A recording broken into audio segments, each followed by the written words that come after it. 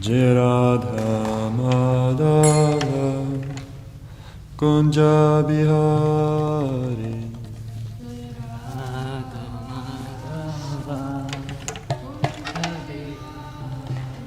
Jaya Radha Madhava Kunja Bihari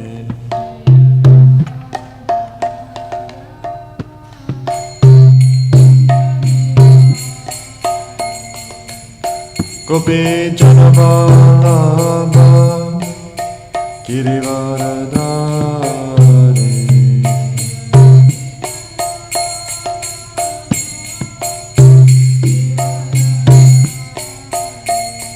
Gopi Janavallabha Girivaradhari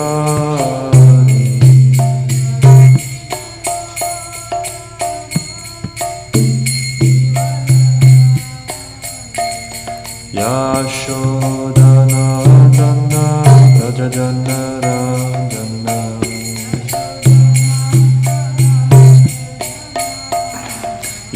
Yashodhana Dana Rajajana Rajana Yamuna Tira Vanachari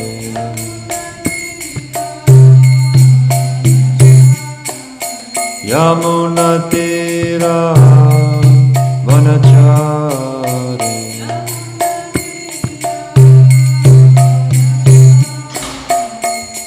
Jaya Radha Madhava Kunja Bihari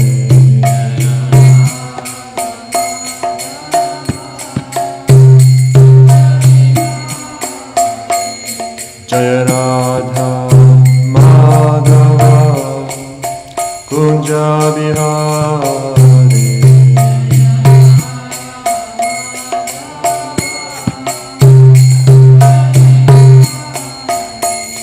Gopi Janavallabha Girivaradhari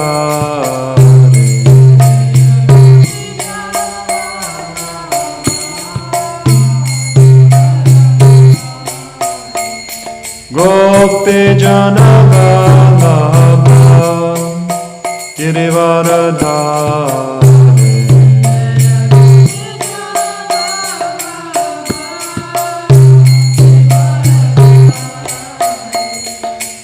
Yashodhana Dana Rajajana Ranjana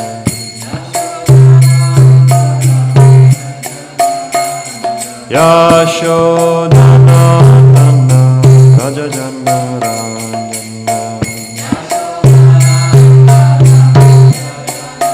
Yamuna Tira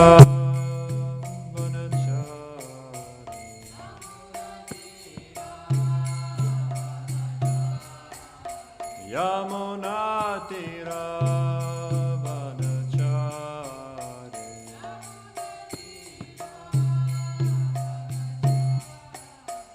Hare Krishna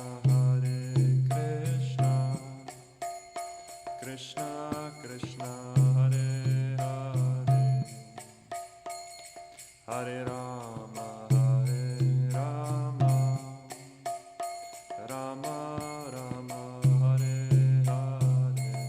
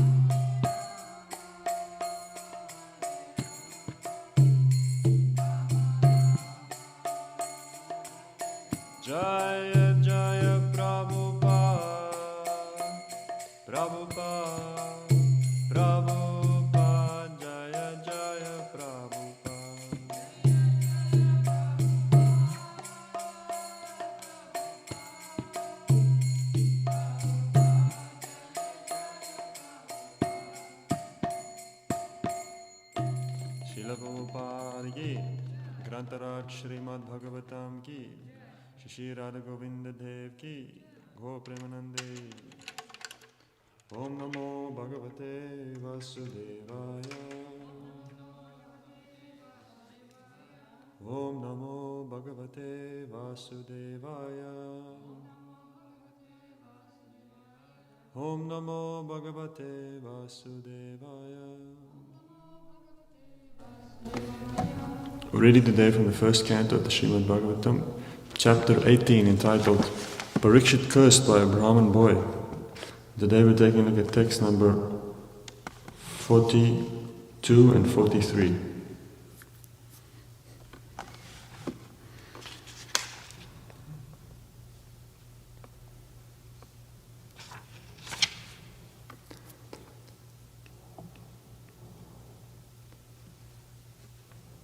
Navainribirnara devam parakyam.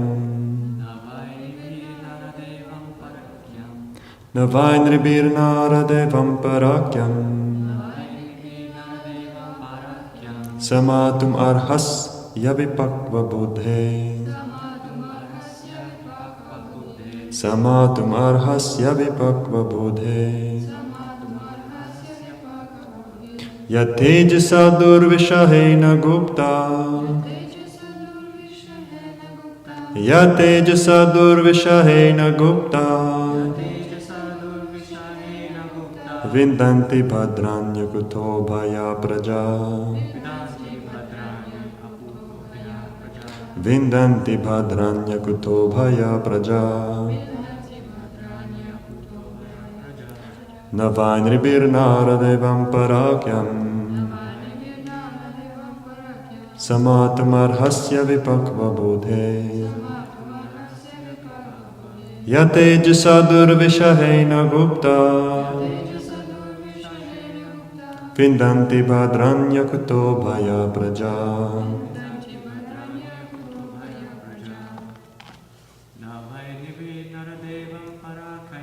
Navainribirnara devam parakyam. Samatum arhasya pakva budhe. Samatum arhasya vipakva bodhe. Yattejasa durvishahena gupta. Yatejasa durvishahena gupta. Vindanti bhadrani akuto bhaya praja. Vindanti bhadranya kuto bhaya praja.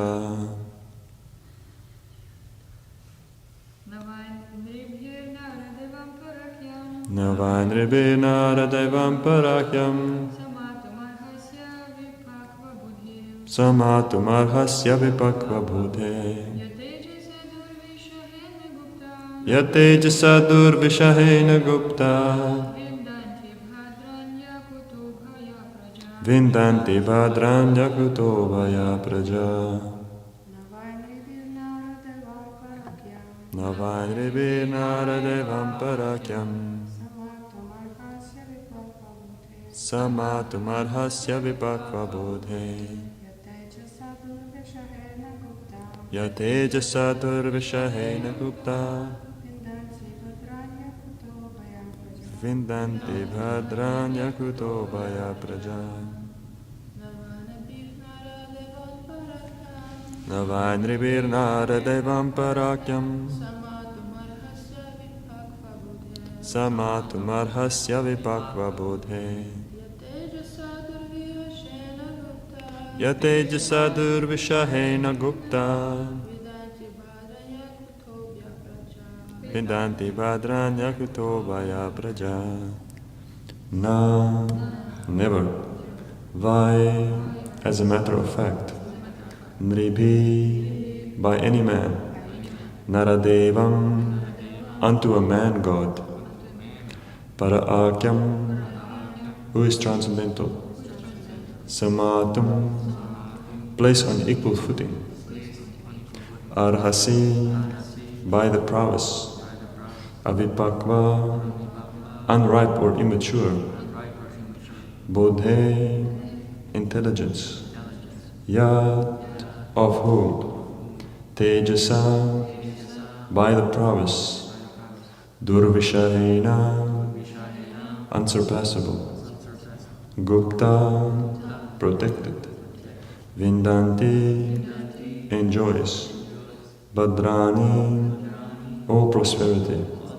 Akutabhaya, completely defended. Praja, the subjects. Translation.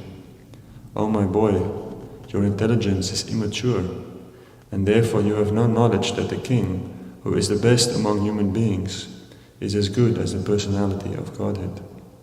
He is never to be placed on an equal footing with common men. The citizens of the state live in prosperity, being protected by his unsurpassable prowess. Text 43. Alakshmane naradeva namni ratangapana fayam angaloka tadahi chora prachuro vinangshat yarakshamano vivarota vakshanat. My dear boy, the Lord who carries the wheel of a chariot is represented by the monarchical regime, and when this regime is abolished, the whole world becomes filled with thieves, who then at once vanquish the unprotected subjects like scattered lambs. Purport. According to Śhrīmad-Bhāgavatam, the monarchical regime represents the Supreme Lord, the personality of Godhead. The king is said to be the representative of the absolute personality of Godhead, because he is trained to acquire the qualities of God to protect the living beings.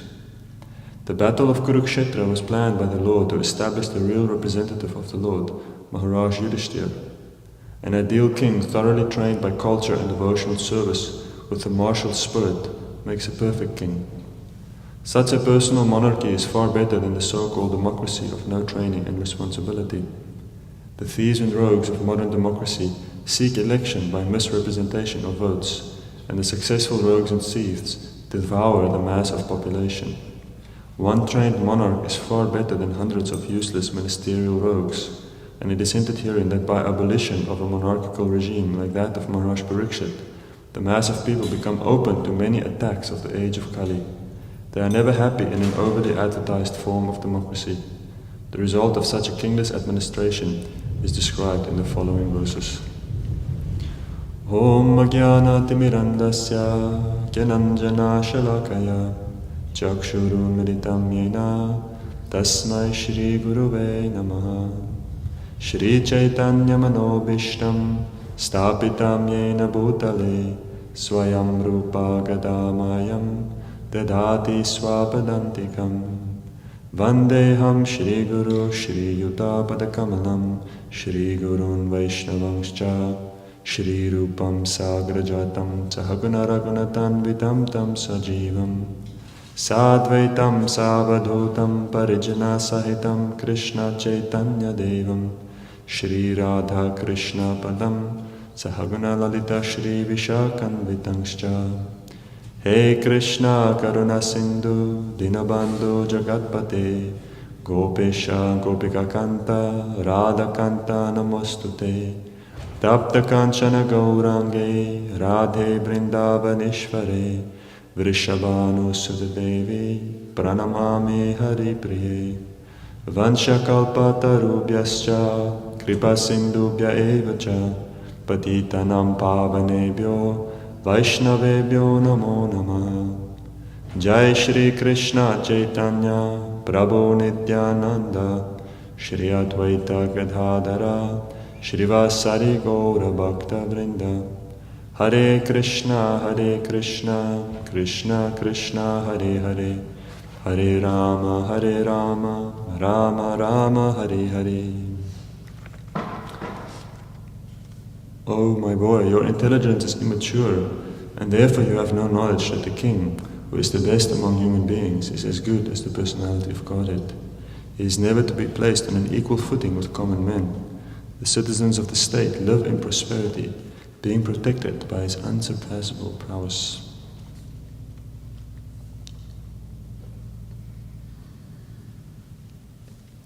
Avipakva buddhe, described here as unripe intelligence. That is what we see in the case of Shringi, how even though he was a very qualified boy, a very powerful boy, must be, because his curse was so powerful. The Prabhupada explained that he had this Brahman Tejas, the power of the Brahmanas.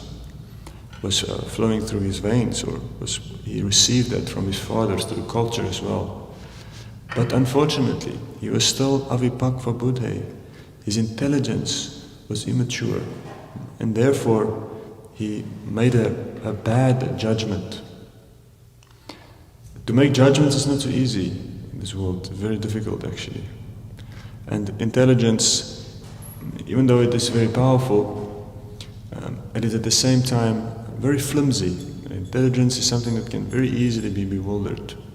And here we see, unfortunately, this little boy, he was just a child. Therefore we see that many responsible positions in this world, they are responsible exactly for the fact because the judgments that are made from that position are very powerful. If you become a lawyer or if you become a judge, for example, it's a very serious position because now everything depends on your judgment.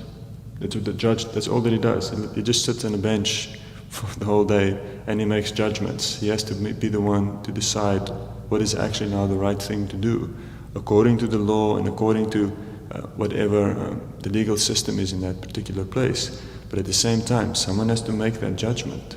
And that is the job also of the Brahminical class. It is their job to judge, to adjudicate in all the varieties of ways. We see the Pandavas, when they were in exile in the forest, they traveled with their priest, Dhaumya. They had a priest with him. And the priest would always be there to help them make their decisions. Because it is difficult. The decisions that we make are very serious. And one needs a Brahminical guidance. Because the reality is, just as most people, whichever abilities there are, we don't have all abilities. Most of us, we're not powerful enough to protect ourselves. Therefore, there's the police. We are not powerful enough to also sometimes make our own judgments. Therefore, you have Brahminical counsel, someone who can help you make your judgments. Otherwise, if you're just thrown onto yourself, it becomes very risky. But unfortunately, this little boy, he had his intelligence was unripe, and we see that the result of his judgment was that he actually performed a greatly sinful act, even though it looked, from one perspective, very reasonable. It didn't look unreasonable. It was a ridiculous thing to do for the king. If you just look at it in isolation, just that one instant, you know nothing about this king. The only thing you see is a video on social media about this king putting a snake over his head. And then, if that's the only thing you know, the only thing you see, then you will form a certain judgment. And you will think that, wow, this king is horrible, completely disrespectful, very dangerous. Let's pull him down. Let us kill him. But obviously, that is the problem with immature intelligence, unripe intelligence. It does not see the big picture. That is the difficulty in this world. And therefore it is explained that the first characteristic, the most important quality of the sadhus, and also especially of the brahmanas, is forgiveness. It's explained to be the primary characteristic of the sadhus. In the 4th canto of the Bhagavatam, we see that when Daksha was considered that Lord Shiva had disrespected him in the big yagya, a big yagya was held, and Daksha had a problem with Lord Shiva before, because his daughter was married to Lord Shiva and he didn't actually want it. He himself was against the marriage, because Lord Shiva was not, one would say, acting according to the standards that Daksha would have preferred. Lord Shiva was, could say, he was a devotee, so he didn't look particularly cultured. He wasn't a lawyer or an aristocrat, that kind of dynamic is sometimes there. You have a certain idea of who you want your daughter to marry, and then she marries a transcendentalist, and then it is not always so comfortable. So he didn't like Lord Shiva. And then when Lord Shiva disrespected him in the yagya when he came in, Lord Shiva sat down. He didn't stand up. And of course, why should he have stood up?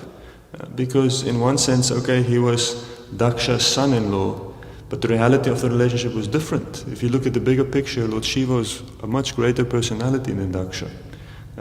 But then Daksha considered Shiva to be his inferior. And Lord Brahma was sitting, he remained seated, and Lord Shiva also remained seated. And then Daksha became overwhelmed by anger. Even though Daksha himself was also a greatly powerful personality, very, very powerful, very qualified, very intelligent, very skilled. Even his name, Daksha, means expert. So he was very expert in whatever he did. But at that moment, somehow or other, because he had harbored a resentment for Lord Shiva within his heart, it was like gunpowder that set alight. And then it just started to come out. And then he criticized Lord Shiva in that assembly. And then what was interesting to see is that Lord Shiva, what did he do? Even though he was severely offended and disrespected, he just simply walked away. He just simply walked away. And that Prabhupada writes some very wonderful purports about how that is the quality of the transcendentalist. That even though he is offended or disregarded, it doesn't become, if he is forgiving, because that is the primary jewel. It's actually the jewel that lights up the transcendentalist's qualities, because it is something extraordinary and not something that one can see amongst materialistic people. Because it is not just based on matter, you see, it is not based on material intelligence. By your material intelligence, you can see, if you look for example at social or at the civil law. The civil law is explaining what is right or wrong from a materialistic perspective. If someone says something bad to you, then you can sue him for libel. You can sue him for defamation of character, all these things. So that's one way of thinking, a materialistic level of thinking about what is right or wrong. But the transcendentalist is obviously thinking from a higher platform. And therefore he can be forgiving, even though there's no reason for him to be forgiving. It's not that you have to have there must be good reasons. No, that's the whole beauty of forgiveness, is that one can extend forgiveness unto someone else because one sees from a much bigger perspective. And here we see that that's exactly what Shiva then did. He just stepped down and didn't become concerned. Then naturally his followers, between the followers, then there was a great outbreak. Then there was a outbreak of curses that went left and right. But Lord Shiva himself, he was averse to this. And then later he explained to his daughter also that this is the unfortunate nature of pride, is that even if one is endowed with many wonderful qualities, with learning, wealth, power, fame, that if there is pride, then everything is destroyed. So even though these other things are also present, somehow pride turns it around and reduces it. Because it is pride that makes it difficult for us to take shelter of Brahmanical intelligence, of higher forms of intelligence. Because in order to be able to receive the benefit of the intelligence of a superior, one has to be humble. Otherwise one cannot listen. It's the most amazing thing, how you will see sometimes when you speak to people and they cannot listen. They cannot actually hear what is being said. They're not open to it. So here Maharaj, or the sage, Shringa's father, what is his name? Shamika Rishi. He is immediately, because his intelligence was very developed, he was a mature sage, so not an immature sage, not a child, he was a mature great rishi. And he could immediately understand that this was a great problem. And he immediately understood that it was insignificant, even though apparently the king did something very horrible. If you look at the bigger picture, it was insignificant. What is the big difficulty? Yes, so seemingly he was overwhelmed for a moment by hunger and thirst. But you have to understand the bigger picture. See the person in his full glories. Then it becomes balanced out. So therefore also sometimes people think, how will I overcome anger at apparent injustices that happens? Sometimes people are disrespectful to us. Sometimes people do things that are irresponsible and can hurt us also. But then it is like drinking, it's like you're forced to drink a certain beverage. Like, you have these strong alcoholic liquors. It's like if you drink it, it's like this smoke that comes out of your ears. And the various cultures have their flavors of these things that you take, and it's very powerful. So anger is sometimes like that. You take it and it's a very overwhelming experience. Your cheeks start to flush, your heartbeat starts to increase, and you clench your fists and you become ready for action. And then we say you have to overcome anger, and they say, but it is impossible, it is so strong. But the trick is, what you have to do is, The anger will be there, that is also natural. But you have to mix it. You see, you mix it with something else.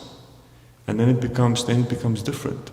Just like if you have one thing, even a poison. If you take a poison, if you take it very straight, then it can kill you. But if you mix it with enough water, or you mix it with enough milk, then it's not a problem. Even most poisons, if you would ingest many poisons, heavy chemicals, what do? You drink milk. If you take a lot of milk, there's many poisons that you would take, that then if you keep it in your stomach, you will die. But then if you can very quickly start to consume milk, the milk buffers it. It also goes with it, mixes with the poison. It protects you then, even though the poison is still there, but it doesn't have an effect. So similarly, forgiveness is something else. It is not that you don't become angry, and therefore you forget. No, you are also angry, but you mix it with forgiveness. You see, you mix forgiveness in with it, and then it becomes possible to digest it. Then it becomes possible to overcome it. And how is it possible to generate this forgiveness? Well, you have to see the bigger picture. There's one very nice letter that Prabhupada writes to his disciples. There was a person complaining about the devotees. No, it wasn't a letter, it was a conversation. And he was complaining this. And then Prabhupada told him, yes, it is true, but they are following the 4 regulative principles. And the president didn't hear, he just continued complaining. And then Prabhupada listened for a little, and he said, yes, but they are following the regulative principles. And then when Prabhupada said it a 3rd time, then this devotee, it hit him, he got the message. He understood that yes, they have these apparent defects, and it's true. Prabhupada is not saying it's not true, but Prabhupada is saying, look at the bigger picture, look at the person's attempt.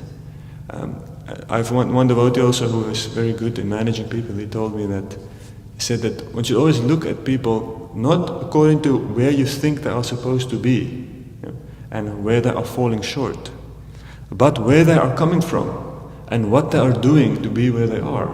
You see, it is a very different vision, because everybody is making some attempt to elevate themselves, and therefore you look at where they were naturally coming from and then where they are now, and you see, wow, it's quite amazing actually how much this person has moved forward, versus thinking that they're supposed to be here, but look where they are, they're not where they're supposed to be. Self-righteous. So that is not the Brahminical vision. The Brahminical vision is not like that. And therefore we see that Maharaj Shamika Rishi completely undisturbed by what had happened. Not saying that the king was correct. It wasn't saying that it was right of the king. She wasn't doing something that sometimes also we can try to convince ourselves that people are doing something correct. No, it was wrong, but it wasn't the issue. And why is that? Because here he explains that you have to understand the king, this king especially, he is the representative of God. Why is that? For 2 reasons. God has 2 special qualities. The one is, he is all-powerful. And we see that when Krishna entered this world, he was extraordinarily powerful, the acts that he committed. And he could do whatever he wants to. We see that when Krishna entered into Mathura, then he stopped the washerman, and he told the washerman, he entered Mathura, so at that time, you have to see that Krishna was living in Vrindavan, and he grew up in a village. So a simple village boy, even though very opulent, but it was very simple, natural. It was all about natural things. There's one devotee who was very much into drama and theatre. And drama and theatre, general, where would you get that? You get that in the cities. That's in cities where you get elevated culture and big theatres and sophisticated performances. So you really loved that, and that was his background. And he once told a spiritual master, he said that he has this doubt in his heart whether he can go to Vrindavan one day, because in Dwarka, or in the city, in Vaikuntha, there must be these opulent theatres, and Vrindavan is just a village. How will he be able to? He doesn't see how the 2 things come together, so he was disturbed in his mind. And then the spiritual teacher says, no, you don't understand. You don't understand. Even though Vrindavan, it looks like a village, or it is rural, but it is actually very opulent. And you would read about how the cowherd boys, when they were playing in the forest itself, there would sometimes be these groves that form like big stages. But it's not made stages, it is just in between the trees and in that natural. And then they would do great dramatic performances right there. But it was still very natural, because it wasn't a city, it was still rural. So in that way, Vrindavan, even though it is very, very opulent, but it is natural.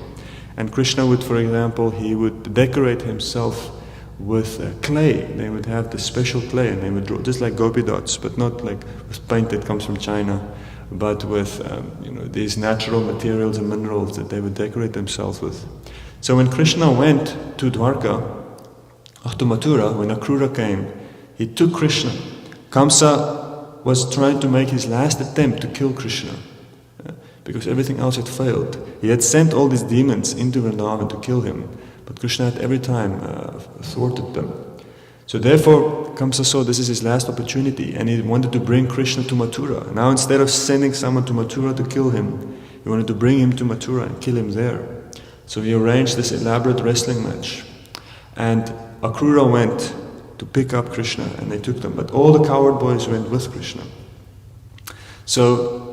And you can imagine they were just little coward boys. So many of them very beautiful, very wonderful, but still coward boys. So when the first day, when they arrived at Mathura, they entered into the city. So Krishna with all his friends.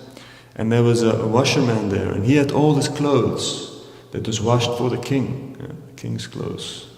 And Krishna saw this is fitting, because Krishna he wanted to now dress. He's in the city now, he has to dress in city clothes. He's like coming now from Vrindavan, even though it was very nice, but still they needed to fit in. So then he asked this washerman, please give me those clothes. And what is wrong? Because ultimately it is Krishna's property. Everything is his property. So there's nothing wrong about it, even though apparently it belonged to the king, but it didn't. Because it is all God's property, and everything is just loaned by him. So then he asked the washerman, you please give me these clothes. And the washerman became very angry on the spot, and he started to lecture Krishna about morality and told him that you have to be careful to take the property of the king. And Krishna became very upset because this is this atheistic arguments. And then Krishna separated his head from his body with the edge of his palm. So it was quite a scene. You can imagine this was there in the city, they're having an argument, and Krishna just he plopped off his head. And it was very shocking, and many people ran away. And then they took the clothes and they dressed themselves very nicely, and they walked. And then they met the flower seller. And flower seller? Yes. And then he was very nice, because he could understand this is Krishna, this is God. And then he took whatever he had, and he decorated Krishna, and he was very happy. And he got a great boon, actually. There's three things that was given to him by Krishna at that point. I can't remember all three of them, but it was, just by this one act, he became a greatly exalted person. So we see that the point was that Krishna was very powerful, extraordinarily powerful, even when he was just a little boy. And later we see when he was fighting in different wars, many times he would fight even alone. Thousands of people, he could fight alone, because he is God, he is all-powerful. But Krishna is not just all-powerful. God is also completely benevolent. You see, he is completely concerned for the welfare of others. Therefore, it is not a problem. Therefore, even though he has all this power, it is good, because this power is always used properly.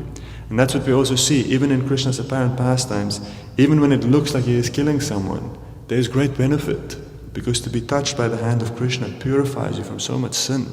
So even if it looks like Krishna is punishing you, or if he is blessing you, the result is always auspicious. Any contact that you have with Krishna is auspicious, more auspicious than one can imagine. So therefore God is so unique, because he is always thinking about the welfare of others. So therefore, even though he is very powerful, that power is very good. Now in this world, that is the problem, is that this world is a reflection of Krishna's energy. And therefore there is the opulences that are also here within the material energy. But they can become disconnected from Krishna. And then these same opulences, they become problematic. We see Krishna is greatly wealthy, but he is also very charitable. And if we see in this world, if you have a lot of wealth, but it is not balanced by a charitable spirit, then that wealth is a big problem. It will drive you crazy, and it will also mean that people become miserly. Just like we see now. Some people have $1 billion. What can you even do with $1 billion? What can you even do with $100 billion? There's nothing, you cannot spend it in one life. You can buy whatever you want, like what can you do? You can eat, gold-plated, of gold-plated utensils. You can go crazy. You will never spend that money. You can even go to the moon if you want to. Even then, you will still have money left. So, charitable. If you have a lot of wealth, it has to be charitable. Otherwise, it becomes a problem. Similarly, if there's a lot of power, brute power, it has to be coupled by a very, very strong sense of affection and concern for those upon whom one is ruling. Prithu said, when he was speaking to his citizen in the 4th canto, Maharaj Prithu, he says, "Now I am carrying the Danda Raja, the stick of the king, the staff of the king. This king, this scepter, which we also see even in European monarchies, the king, he always had a scepter. It's not that he really fought with a scepter, but the scepter was a symbol that this person, he is in control. His will is now guiding this kingdom. What he wants, his desire, that will be executed. So it was all invested into one person, and he carried the scepter. But Prithu said, what is the purpose of the scepter? I have to protect the citizens. I have to protect them firstly from others. If other people want to attack my citizens, that is the first duty of the king, is to protect them from those who are coming from outside. If there's another country that wants to attack you, then you have to protect your citizens. That is your duty. And Prabhupada also, he said, that is a fact, that if another country wants to make war with you, then it is the duty of that country to protect their citizens. There is no sinful reaction in that. That is the natural course of events.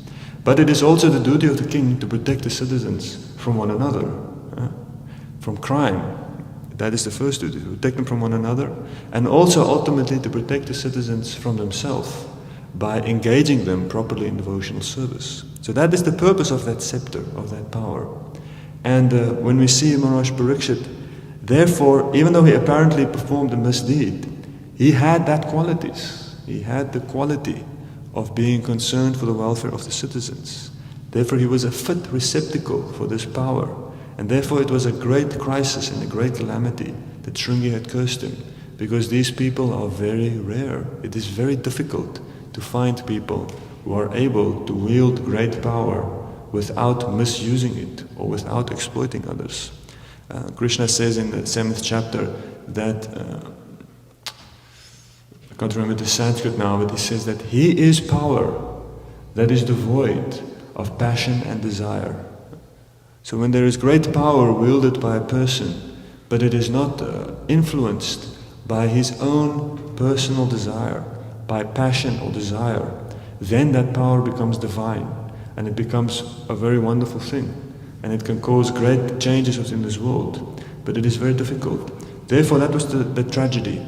That Shringi, because he had such small-minded vision, because he could not see the actual glory of the king by his qualification, and he just looked at this one act. Therefore, he made a completely wrong judgment. And it led to great catastrophe. And therefore we see, as Prabhupada says here, that is the problem now in democracies. Big riots, protests, people completely upset with their leaders.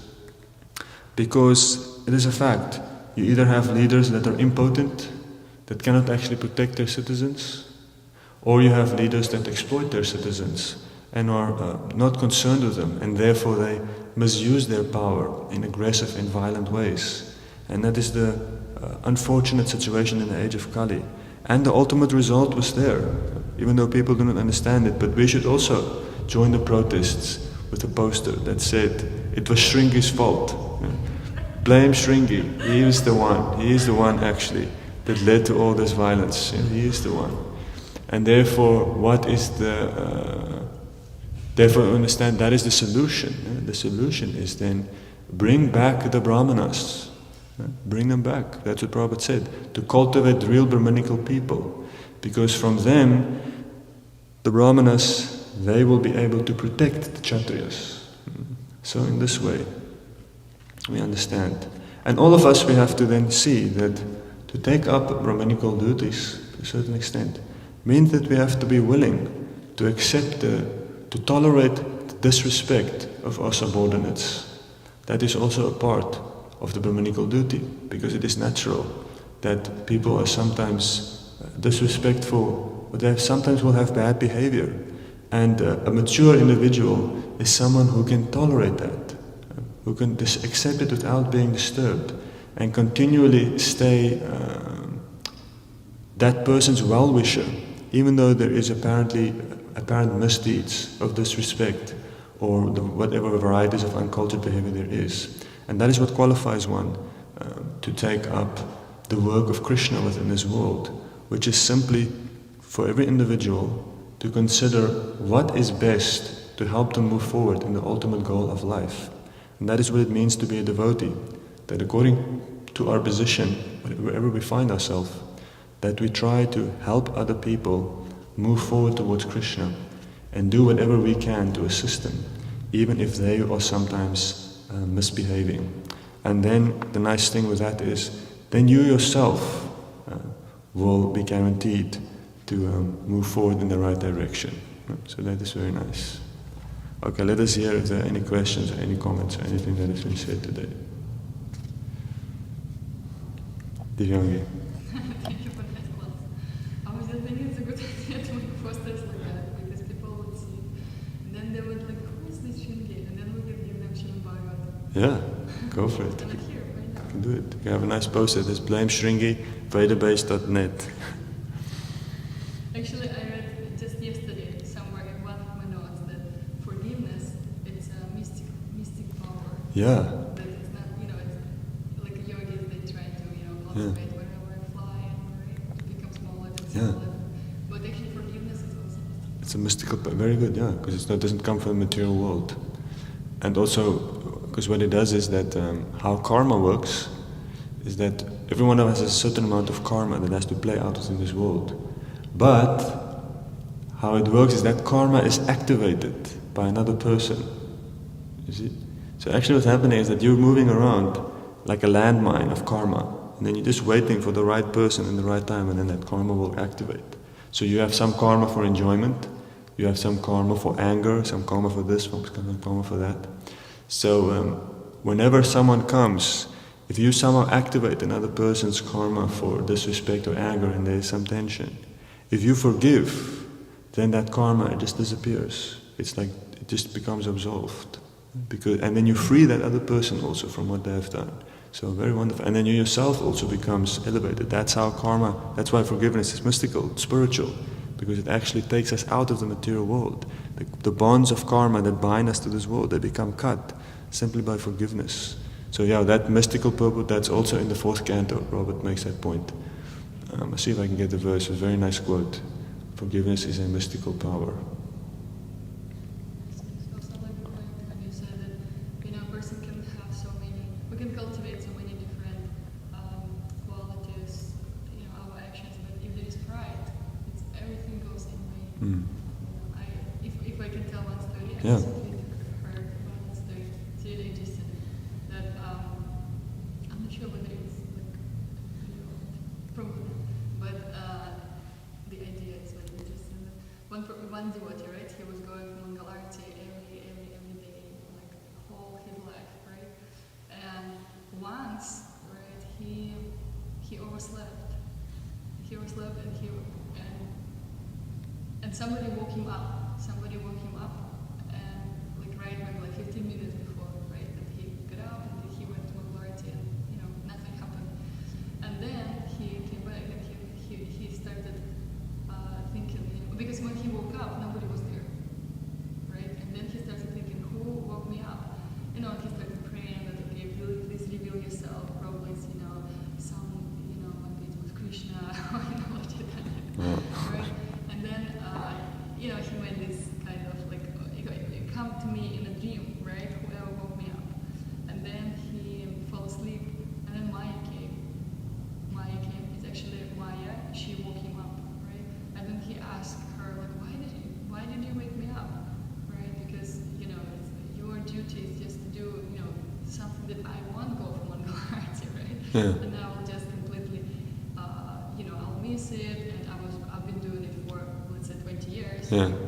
And she said, actually, if I didn't wake you up, right, you would go there, right, and because you have pride. If I didn't wake you up, you would skip it, right, and then you would feel very, very humiliated, right, that, oh my God, I was going 20 years of Mangalarti, but now I skipped one. And then you will become very humble because you will feel guilty. Yeah. But I woke you up that you will feel this pride. I'm going Wow. 20 years Mangalarti and I never skipped it. So even though he was doing all these good things, right, a very, very subtle approach of Maya, right, Wow. was pride. To protect I your think pride. this is it. That is very nice. But where is that from? I can ask. I heard it Okay. from class yesterday. I never heard that before. That is very nice. I'll definitely use that in the future. Thank you. Because pride is also it's Yeah. a weapon of Maya. Yeah, and we see also then, with certain devotees' lives, this is also an important thing that sometimes apparently advanced devotees, they can undergo these very strange circumstances. And then one can think, how does that happen? And it seems like they make some mistakes also. But then one has to understand this. And then you might think to yourself, wow, I would never do that. But then you will see that it's not the same, because at a certain point, Krishna does, strange things can happen in order to help the devotees become purified. Like I know one devotee, he, I should say this on the camera, but he is in prison because he shot his wife, because his wife had cheated on him. He caught his wife in bed with another man, and then he just lost it. He flipped out, and he took the gun and he shot both of them. And then, what can you do? But obviously he didn't run away, he just called the police, and then he said, sorry, 911, yes, I did something bad, please come here. So then he went to prison, and he's in prison. Now you might think, what is that? Like, how could that person be a devotee? And it's true, obviously, this is not good for devotees to do these kind of things. This is not the stand. You will not find this in the Nectar of Devotion. But then, what practically happened is that devotee became obviously completely humiliated and also so regretful and so repentant. But now he is in prison and he is chanting many, many rounds every day because there's nothing else to do. And like for the last how many years he's been in prison, he chants like 100 or something rounds every day. He's like just basically sitting in the cell and he's just in deep bhajan in one sense. So it's very interesting to see how now you might think maybe he was unadvanced, or maybe he was actually a devotee that had now somehow some heavy purification to undergo, but then we see that even that situation became something that assisted him. So a very extreme example, and we see that it's not that everybody has to undergo such a kind of thing, but it is a good point that what is Maya and what is Krishna is something difficult to say. Maya can even sometimes protect our sense of false identity and false prestige, because that's more dangerous than not going to Mangala Arti. It's more dangerous is to be pride. Very nice one. Any other comments, questions? Yes, Mother Elena. So, in age of Kali, monarchy cannot work, and Yes. democracy is not good either. What is recommended by ISKCON? Oh, ISKCON. Oh, God. I don't know if ISKCON can make political recommendations. That's very dangerous. Well, Prabhupada said a few things. So, he did say that the actual problem is not the system. The actual problem is the lack of qualified people. And he said that if you would simply create qualified people, a person who is a real king, not a king necessarily in political system, but a king by qualification, by quality, someone who is very powerful and someone who is very self-controlled and someone who is very responsible and very concerned about the welfare of others. He says then even in a democratic system, this person will become elected because the people will be able to see that is what we want. We want a leader like that. So Prabhupada says that if by creating qualified individuals, then even in a democratic system, people will be able to elect such a person because people want such a leader ultimately. And then he said that was one interesting example that he gave of how you change the system by not necessarily, changing the whole political organization, but it is by quality. And therefore even, why was monarchy stopped? It wasn't stopped actually because of political, it was stopped because there were no kings. The system only works if there is a king. And here we say a king is not just about wearing the crown and having the scepter. A king is a certain bhava, a certain qualification. Just like being a devotee.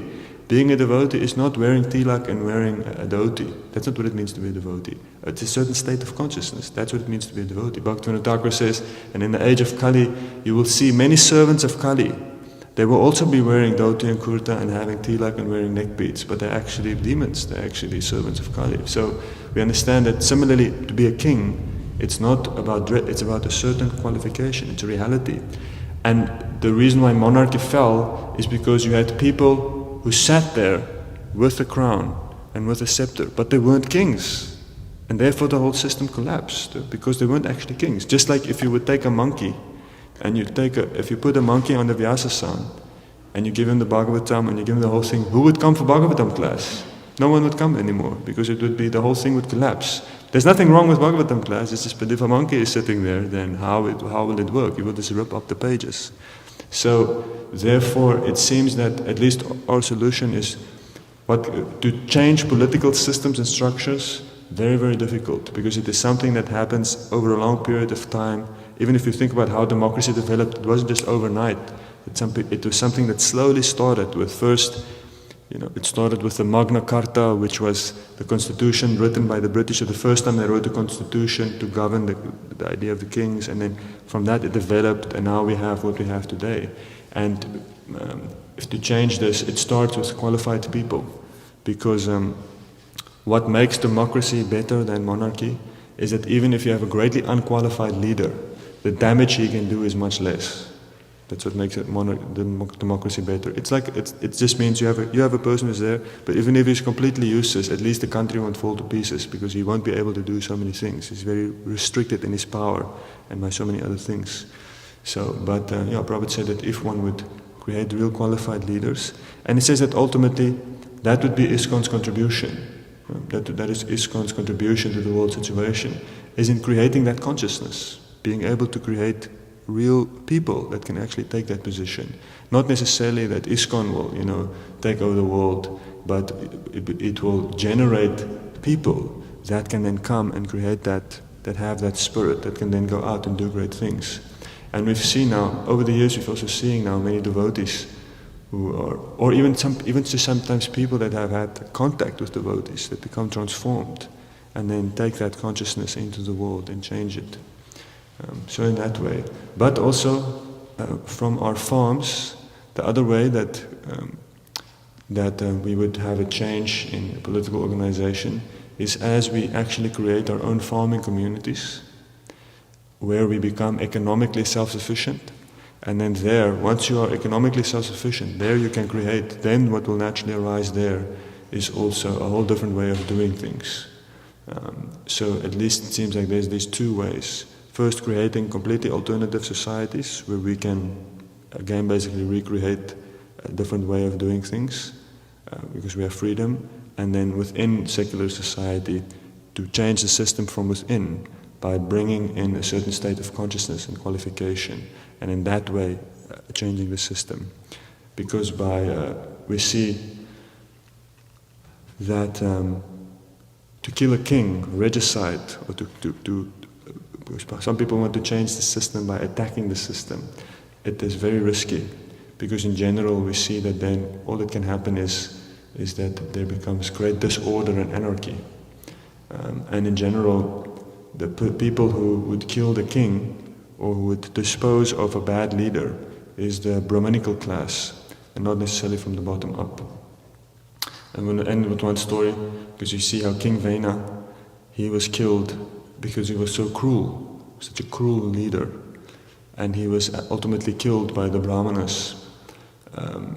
But the last time, it is said that the last time they did that yagya, that specific, it's explained in the Vedas, the yagya for removing a king, was just before, I think somewhere in the 80s, it's a cool story, when Indira Gandhi, when she started to take the property of the temples, she had this big campaign in India, and she started to take the money, she started to basically want to nationalize the temples, to make the temples state property, so that it can be basically overseen by the government, but also means the government has access to the funds, and they can take that money and they can take the land and do what they want to, and that was obviously greatly sinful. And then a group of Brahmanas in South India, they came together and they did this big yaga. They're like, okay, what can we say? They came together, they did the yaga. This is something I've heard. And then a few weeks later, and she was shot by one of her bodyguards. So very interesting to see that it is when the king starts to mess with God, then he will be removed. And I guess 9 a.m. tomorrow we will go further to see what ISKCON says about the world political situation. And I think tomorrow is Chandrasekhar Maharaj. So very few, very relevant purports coming up now in the next few days. And we see, as we see outside, something that many people are thinking about. So we all have also our challenge. How will we be able to, we have a lot to contribute to what is happening, but it is difficult for people, it takes a little while for them to understand what is our explanation. So all of us have to do our bit. Divyangi will make her Shringi poster and join the protests, because she also she has protest karma, she has some history with protest. So, but we can all find out different ways to somehow see if we can explain to people that the Bhagavatam is something that can help them in figuring out what exactly it is that should be done. Grantara Śhrīmad-Bhāgavatam ki, Śrīla Prabhupada ki, Go Premanande. Oh.